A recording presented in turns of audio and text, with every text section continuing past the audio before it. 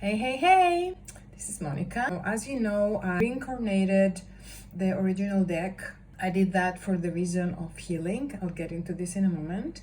But I wanted to go almost card by card to tell you a little bit about the creative process, what went behind the scenes, about the decisions, and also to point out some differences and some new things that I added that are not very obvious, and I don't want you to miss them.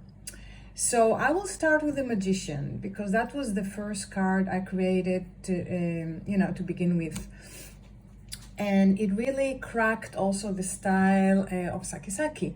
This thing that actually all the pieces are disconnected and they're not, the composition is fluid, and somehow this really fits the Magician, right? Because the Magician is all about the creative initiative and having like multiple talents and willpowering and mastery and synthesis and putting things together and having this magnetism, but also kind of tricky, right? Things can move, things can change, things can disappear, and all that thing that the Magician is about.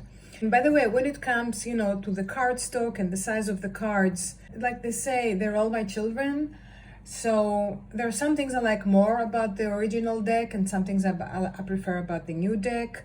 So for example, I really love how the new deck is more wide, and you can see more of the scene and you can really get into the scene. On the other hand, I really like how the narrow one felt in my hands. The Magician here to me is, it's like a theater. Of course, the theater is the artist card, but this is actually the stage itself, actually the show happening. And you see there's all these things in the background and moving elements in the front that are overlapping and coming on top, and other elements that you're not sure where they are, where the beginning and the end. So I love this kind of like play around the Magician. Now the biggest change here is the things that are on the Magician table. So the sword actually stayed the same.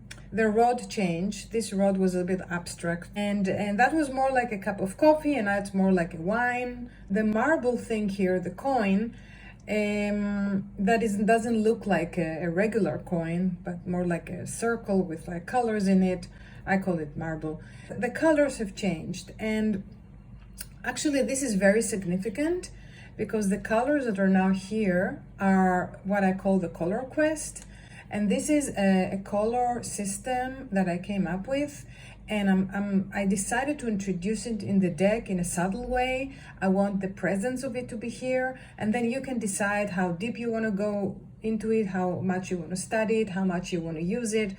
But just in a nutshell, it's 6 + 1 colors. Here we only have the 6.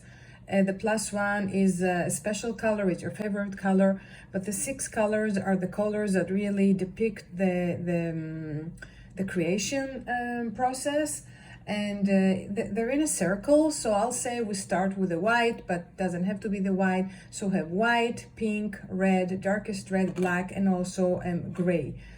Gray is more like the mundane, the everyday world. I find it's very important that is represented also in the Magician, because the Magician really here gives us really the look and all the elements, right? Just like there are the 4 elements on the table, so are all the elements that I want you to consider in the deck, including the biggest background here, right? This is the sensitive inks. You can really see how things are like, changing planes in the front and in the back. The boots have moved. They're not under where the feet should be. They're on the side. Maybe these are the feet on the side. Maybe their feet are hiding. Who knows, right? Who knows? Everything here is kind of like very playful. So when you're looking at this, I want you to think, when you're looking at this card, like, if you are the artist, right? Because this deck is about I'm the artist. It's about not me, it's about you are the artist.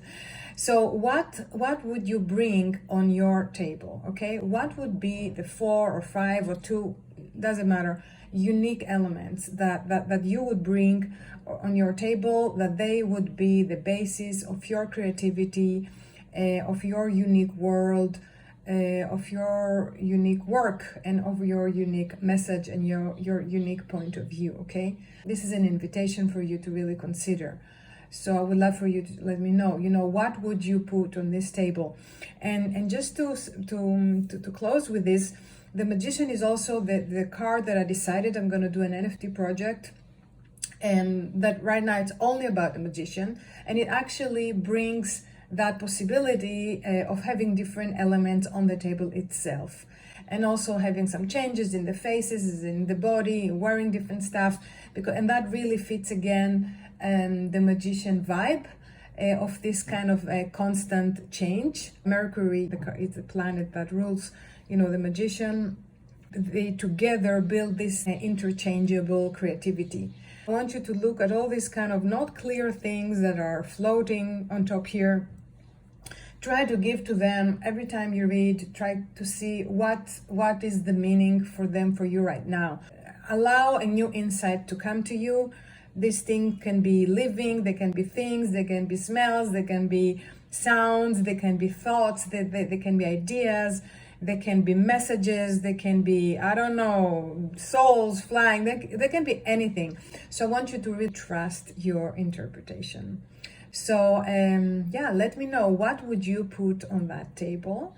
And also, if you have any questions, about this kind of creative process, let me know. It will help me address your questions and get you more, engaged in the creative process that I believe will absolutely spark your own. So bye-bye for now.